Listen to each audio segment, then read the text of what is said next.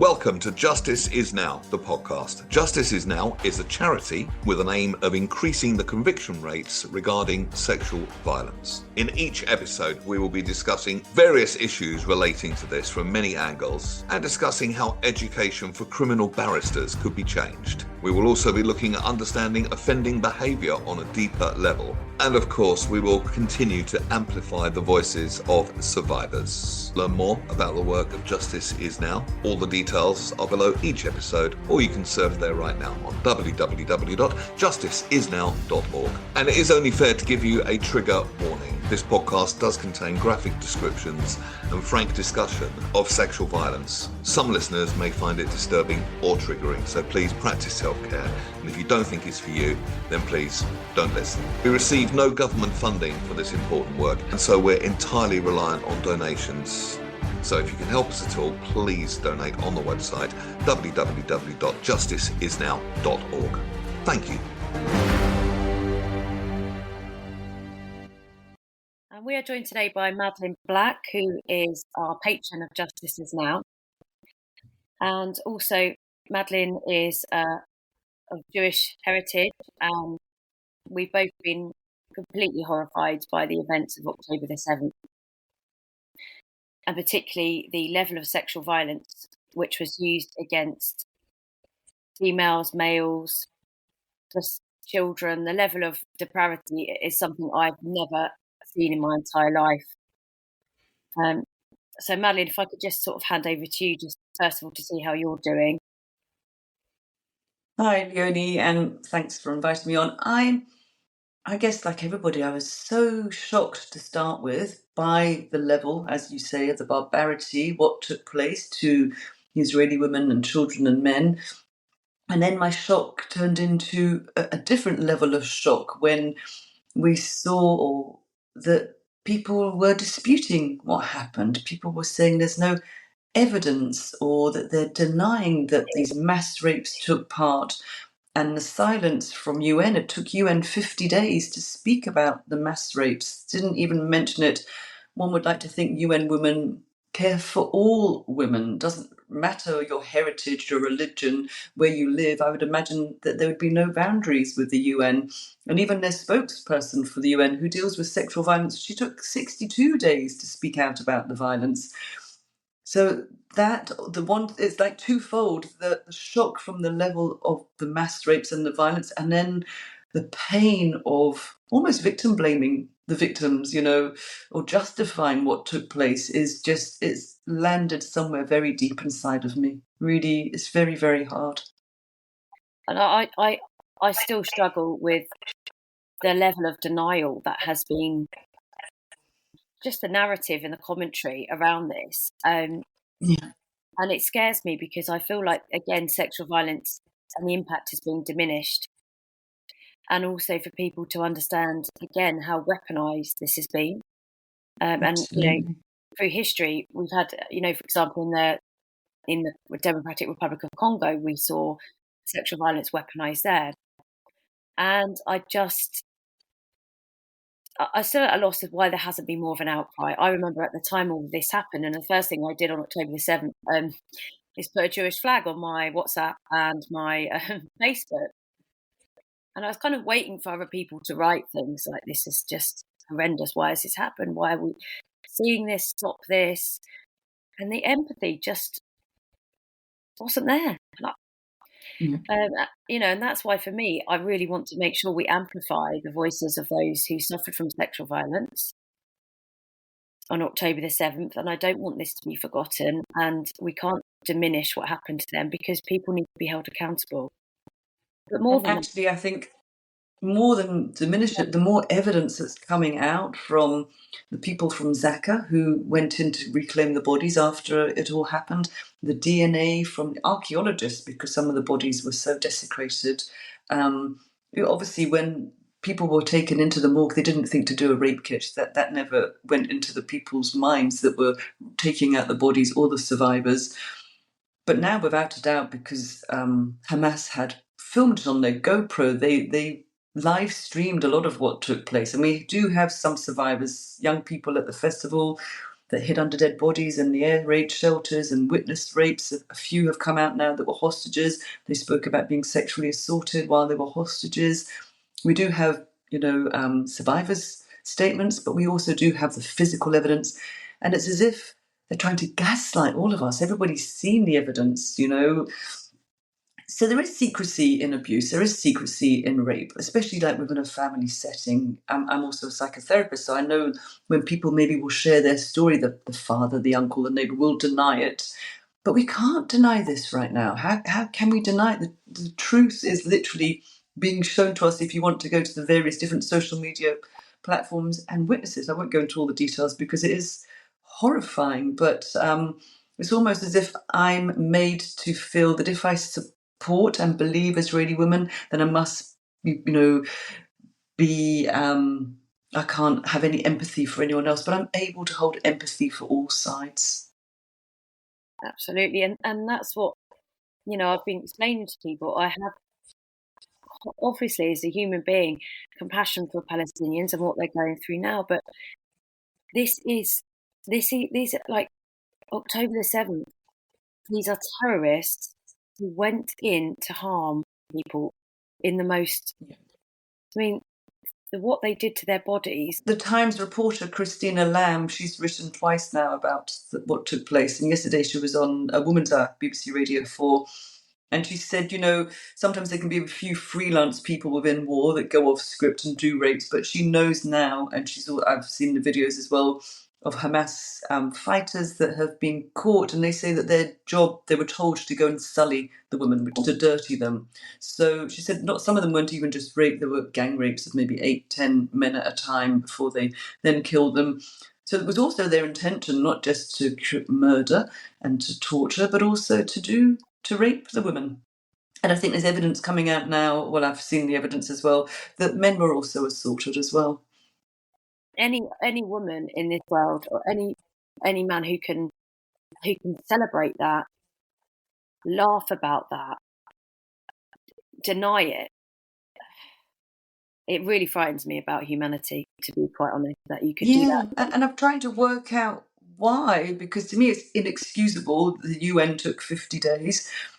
I don't know whether is there a fear thing? People just don't feel safe because it is too overwhelming, really, if we go into the details. So I think there's an element to that. But, I was so supported when my own book came out because it was kind of around the hashtag Me Too time. And all the big feminist organisations, lots of my feminist friends have hardly spoken about it, have hardly acknowledged it, because they'll say, yes, this happened, but look what Israel did, ... Nothing justifies that level of violence and barbarity. To me, nothing justifies that. They were just, I'm a mum of 3 girls. They were just young kids at a music festival doing what young people do. Probably off their faces and dancing. And probably a lot of them, when the people were jetpacking in or running in or on their motorbikes, didn't even know what was going on. Didn't even understand what was taking place before it was too late. And nothing can justify it. No, it can't, and we have to draw a line in, at some point in humanity and say it can't be justified, because what are we saying? Are we saying that sexual violence is abhorrent, but it's not abhorrent in this situation? You can't have that, because then the boundaries are gone. And anyway, these innocent people, I've been to lots of festivals. I love dance music. I spent most of my life at dance music festivals. I'm 39 and I still go. And good for you. But just honestly, it haunts me. It's haunted me every single day, and I was waiting for this to come out. I just knew that when I heard about October the 7th, and then the things that happened where they went to that other village, I knew that this was going to come out. You mean the sexual violence? Yeah. But yeah, I mean, and I just really wanted to just talk about some of the denial that I've heard. For example, I was on a plane and I was talking to an individual next to me, and I said, the level of sexual violence used and the violence. She said, "Oh no, that's fake news." You'll find so many theories and propaganda. And when I first started posting, somebody that followed me on Instagram who made me a beautiful video after she'd read my book. And she sent me a message saying, I can't believe you're siding with the enemy. They aren't a terrorist organization. They were freedom fighters. I said, you do not do that if you're a freedom fighter. And she sent me all these Hamas videos. And actually, from the other side, what I've seen that, people supporting Israel, if we just change the name, there's no difference in the videos that are all being circulated. So I think there's also a war on social media. People are suddenly experts. They suddenly have the history down in a few weeks. They understand the situation. It's a very, very, I think, sensitive situation. I don't profess to understand it all. There's a lot of history gone by, but I still think nothing can justify what takes place.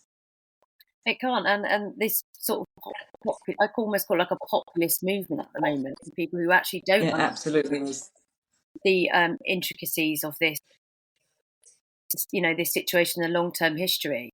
So, why get involved? I personally think, and that I just focus on what's actually, has happened. October the 7th happened, so. If I worked as a therapist and somebody came to me and said that they were raped, gang raped, sexually assaulted, my first question would not be, well, where is the evidence? I don't believe you. Unless you have a video, you're just lying, you're making it up. Who would ever work with someone therapeutically and say that? So I think for the impact, what that must do to the women that survived and the men that survived, it must impact on their trauma even more, and for their family members or all the community to be told you're making it up. We need evidence, It's just, shocking that people's mind goes to those places. It is, and I want to say, on a personal basis, I completely stand with all of those individuals who've been through that, and there are many of us who do care. Maybe our voices haven't been amplified enough, but they do care. And I also can't believe that the UN and all the Me Too organisations have been so quiet. Yeah, I don't understand that. I'm really trying to work it all out. I don't know whether they think it says something about them. If they come out and say, will they then be looked to be anti-Palestinian? But as I said earlier, we can hold empathy for all sides. I mean, I hate war. I really want there to be peace. There are going to be no winners. We know that. And there's going to be more bloodshed. I can't even begin to see how this is going to end. They still are holding 137 hostages, if they're even all alive or not. We don't actually know. And I know Israel, will not end until they get their hostages back. So it's going to be even more bloodshed. Then the flip side of that now is all the rise in hate, the rise in anti-Semitism. And you think just a few years ago, lockdown, we were saying, hashtag be kind, look out for each other. And you think how quickly the world has spun round. It's just spinning at the moment, it feels like. I know, and the level of anti-Semitism is, again, it just seems like it happened so quickly. And maybe it's because we are in this time of actually just people being able to say whatever they like, whenever they like, push it all out on social media. And it's so easy to do that when you don't see the other side, like you don't see the audience. So you don't see the pain and the hurt that you cause because you're just pushing out whatever you But think. it's not. But we know it's not just in social media. We know it's happening in real world. Straight away, there were celebrations of what took place in Australia. Then demonstrations, they're shouting "Gas the Jews! Hitler was right." A bookshop in Turkey is swastika on the door, no Jews allowed. Synagogues have been attacked now, schools have been attacked. We have to up our security. The local community teams are outside schools even more, Jewish delis, synagogues, any celebration, a bar mitzvah, a wedding, there's security, extra security. So it's not just on social media. I mean, we know that there was a man at a demonstration was hit on the head, an elderly guy in America, and he died by a pro-Palestinian demonstrator. So, and also we know 3 Palestinian students have been shot. So Islamophobia as well as anti-Semitism, it's all on the rise. We need to really find a way to break this hate because it's not going to end well. It's really not. It feels like it's spiraling as well. I know, and just thinking about those people who've been through the sexual violence as well. You hope that when you've been through an experience like that, those survivors, that you are the validation of people being able to understand what you've been through and sympathise and show you empathy and understand the gravity is so important to healing. Yeah. And that's for me one of the hardest Well, I think there's nothing more powerful than to find the courage to share your story, to be listened to be heard, but to be believed. I mean, that we know that's bearing witness. That is the most powerful thing you can do for someone, is just to really be alongside them, no judgment, let them speak at their own pace and believe what they are saying. Absolutely. Now, I think, again, this does shine the light on sexual violence is still, I call it it's not even a pandemic because it's always been there. And Yeah. it happens in the UK, everywhere sexual violence takes place. And though for agencies who are supposed to support all women, again, I will be very critical, and I'll continue to be critical because I think they need to be accountable for why they haven't spoken up. And I think there's a lot of people who agree with me. But, if you're going to end sexual violence, then you can't pick and choose. Because otherwise, as I say, you're creating this culture of acceptance. And I will not accept sexual violence. I will not accept it against any person, any human. I just won't accept it. I know it will always happen, unfortunately, because it's always happened. But if we don't have that level of I will not accept it, then what are we as a humanity? I mean, I don't ever like to compare, situations, but I did read an article. There's an amazing Instagram account called Feminists Against Anti-Semitism. She's actually not Jewish. I think she's married to an Israeli guy. And she interviewed an ex-OB gynecologist who said actually that rape isn't even the right word for what took place on that day. She said it's beyond that because of the level of destruction to the bodies. I don't want to go into too many details to be triggering for anyone. She said it's almost beyond. The rape isn't enough to say what took place because the intent was there to start with, to damage as much as possible. But she said some of the women, it's as if they'd had hysterectomies, the organs that were affected by what took place. It was a difficult read. It was very, very difficult. You can go onto her Patreon and read the full interview. And I've now made contact with the woman who was the gynecologist, and she said she's kind of been ostracized now. She used to be the voice that people went to, and now she's kind of, being, people don't want to speak to her because she's now speaking out about this as well. I have absolutely no fear about speaking out on this. Honestly, I don't. No, I don't. I don't care anymore because I feel I know that that it's sexual violence. You can't deny it, and that's where I stand on this spectrum. People should stand on the same spectrum. But this is not about. It does bring out the whatabouties. That they all start to comment on my posts, and before I would engage, but now there's actually no reason to engage, so I will just delete the comment and block the person. Yeah. So I do not engage at all. And it used to really disturb me, but now I think, oh good, it's kind of weeding out all the people that I don't really want to follow me. So I just thank you for showing yourself, and I'll just get rid of you. So yeah. But unfortunately behind one there's many more. But also now I've had a lot of support from people like yourself that aren't Jewish, people that are Jewish, people that say I would really like to speak out. But I think it is scary for people to speak out and to put themselves out there. But because I've been doing that anyway, I've been sharing my story for nearly 9-10 years. I'm okay, and I don't take attacks personally on social media. It's fine. They can say what they like. This is now my purpose, and I will never ever be quiet. Whatever the person's religion, cultural identity, I will always speak out because we know what not speaking out does to somebody. It really holds them back. So to have this, and then to try to have people whitewashing your experience, globally, is crazy. It's still really, really hard to get my head around. It really is. I know, and I've spent, the past 20 years really trying to get people to understand how the severity of sexual violence, because I felt that sometimes it's diminished anyway as a crime. Yeah. But even more so with this, to me, it's just the pinnacle of desensitization, I feel like. some of it. That word was just there. I was going to say we get so desensitized. Every day somewhere on this planet, a woman, a man, a child is raped, sexually abused, sexually assaulted. We just get so used to hearing that we don't actually really take time to think about the impact of what it can do. I mean, it to me, decades. We're not just a few years or months, decades to be able to speak publicly. This isn't something that just happens overnight. It's been a gradual, slow healing process.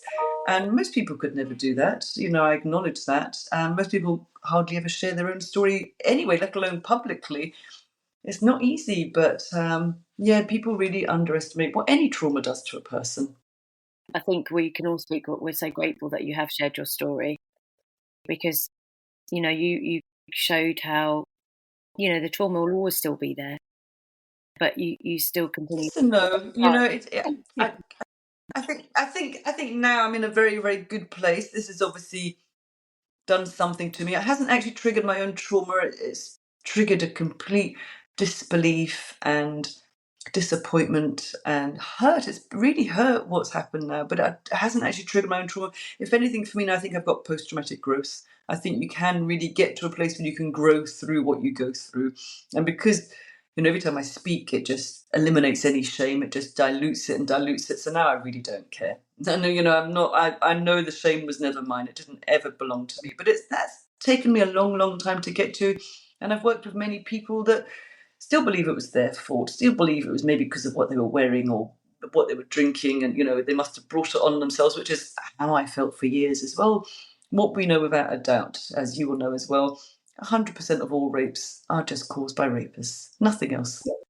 But the impact of that trauma it can be devastating. It's like a shadow that hangs over you and influences every thought, everything you do. Because for me, it was all about my safety, my paranoias, my phobias, anxieties, being around men, being out of control.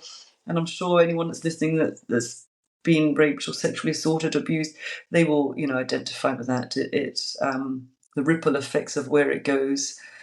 Yeah, it can be long lasting, but there is also a way out with the right support and the right help. But these women that have been denied will need a lot of support. I hope that they don't watch social media. I hope that they're protected from that and they get the right support to really just heal, but it will take a while, because it's not just the trauma of what took place to them, it's them witnessing. They were part of a battlefield, really. So it's double trauma. The PTSD, I can't imagine to begin. It's enough to deal with my own trauma, but then to witness what's taking place, to see your friends killed or other friends raped, kidnapped, taken away on motorbikes, beaten. So it's just like so many layers and layers and layers to their trauma. It's really incomprehensible. No, I remember I read a gentleman who said that he was hiding under and he could hear this individual screaming about her being raped, gang raped, and that sense of powerlessness that he felt. He wanted to save her, but he didn't. And that, I can't imagine his sense of just complete powerlessness, not being able to do anything to help with everything in his body would have wanted him to, but the fear,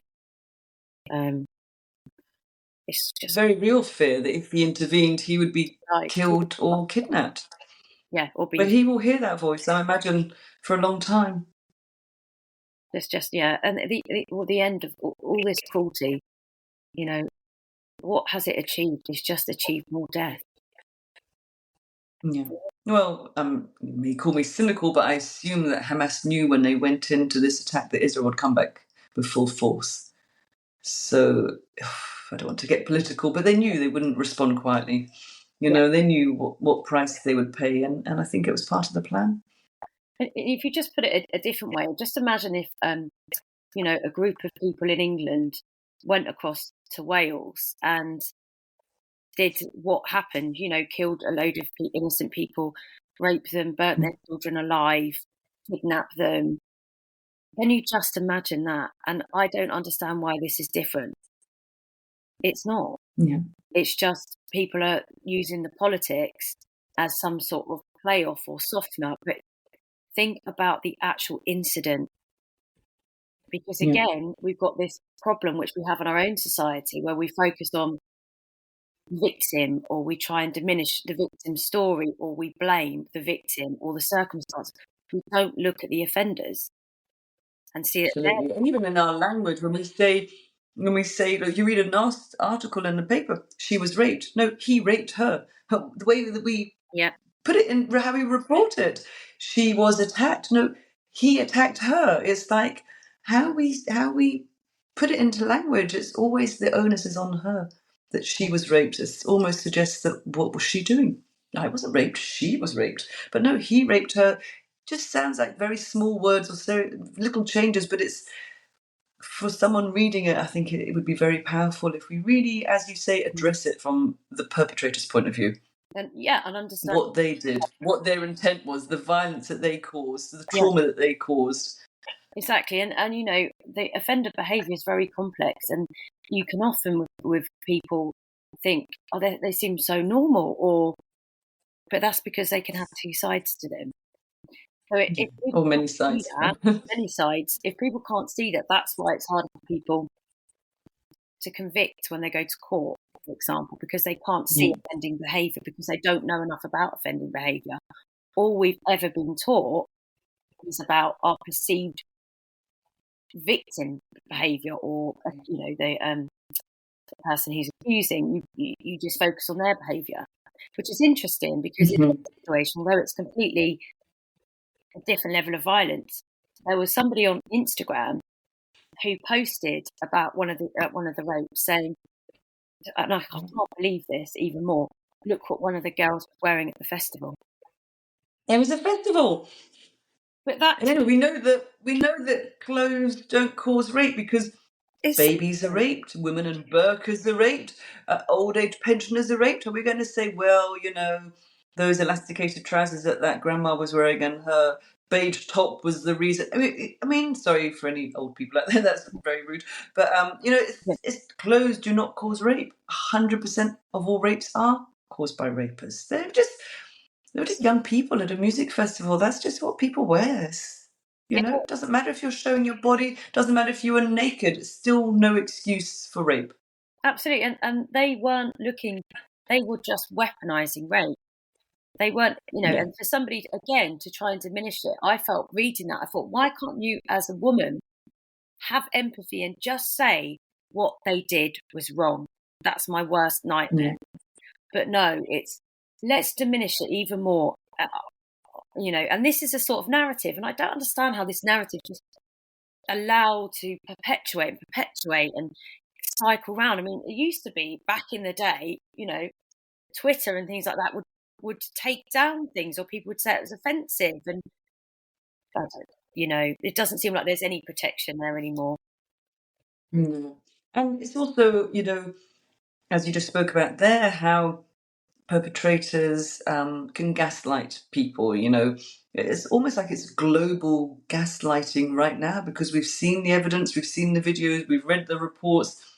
No, that didn't happen, or the IDF did it themselves, or they just did it as an excuse to go and attack Gaza, or the rapes didn't take place, they didn't burn people, all of the stuff. And but we've actually seen the evidence, we've seen the videos of the burnt out bodies, or the homes, or the destruction, or the walls and the shelter, or the piles of bodies, and is still trying to convince us that we've got it wrong, which is classic gaslighting, really, isn't it? Yeah, classic, absolutely.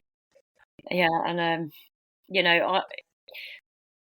just want to end to say we'll probably don't worry, Maddie, we'll edit out a few bits of my babbling, but I just want to say that again, I stand, justice is now, will always stand with victims of sexual violence.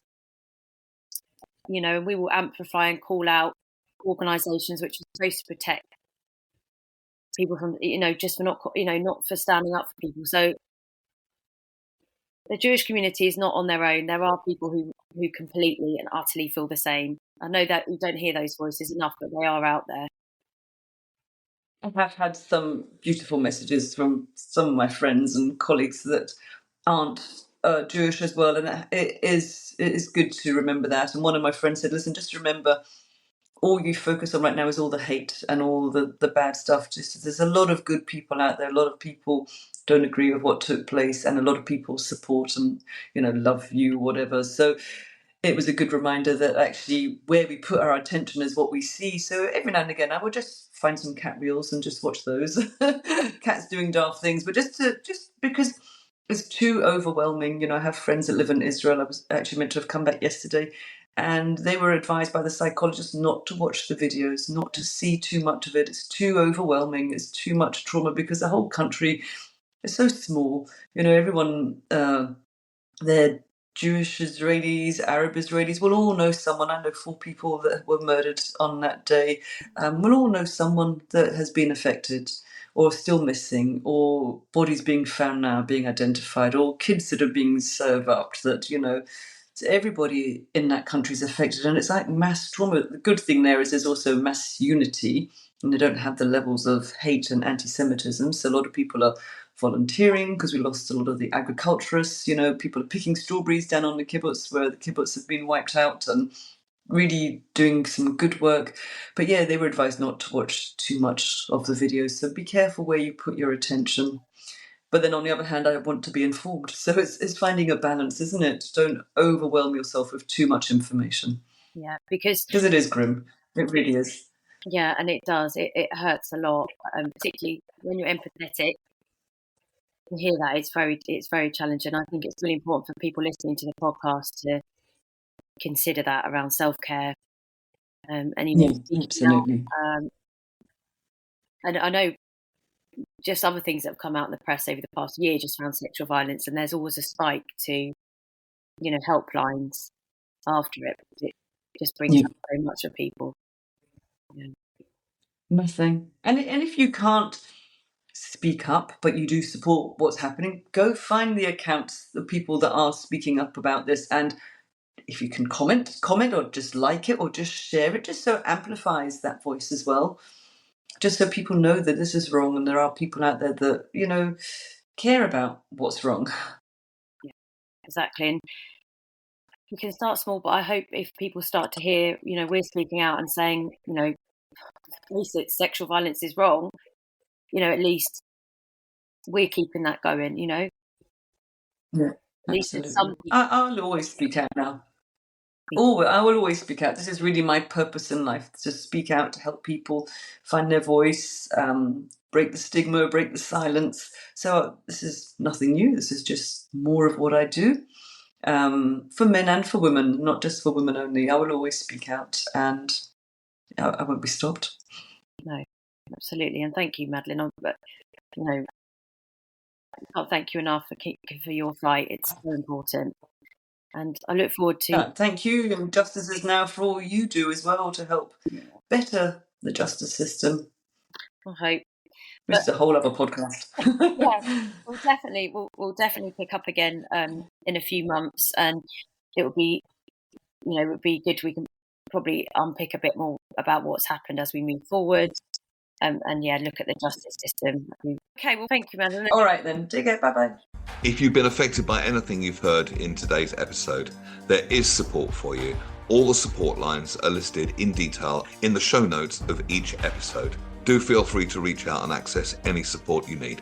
Thank you once again for listening to the Justice Is Now podcast.